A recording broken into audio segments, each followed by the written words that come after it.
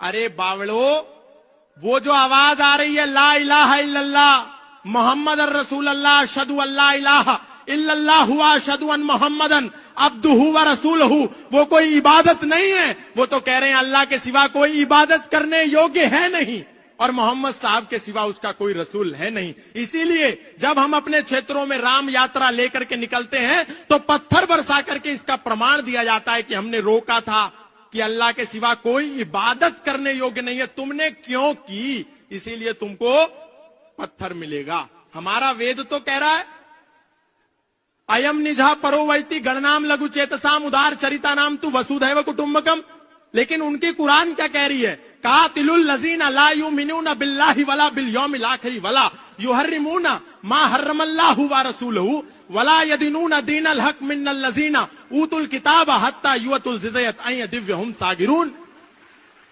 अपनी गीता का पता नहीं, लेकिन कह रहे हैं अरे कुरान भी तो परमात्मा की ओर ले जा रही है।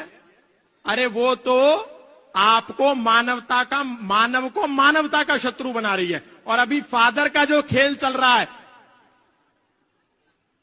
हालेलुया, बस एक करा और किसी को भी लिटा दिया। ये सब झूठ ढोंग आडंबर पाखंड, सनातनियों को कहीं जाने की जरूरत नहीं है। आप बालाजी की शरण में आओ, राम जी के शरण में आओ, कृष्ण की शरण में आओ, और आप जिसको पिता परमेश्वर कह करके ईसा मसीह को मुक्तिदाता मान करके बैठ गए हो, वो कोई मुक्तिदाता नहीं है। बाइबल का मैथ्यू 10 स्टेटमेंट नंबर 34, 35, 36 जाकर के पढ़ लेना। वो ईसा मसीह कह रहा है, do not suppose that I have come to bring peace to the earth. I did not come to bring peace but a sword. I have come to turn a man against his father, a daughter against her mother, and daughter-in-law against her mother-in-law.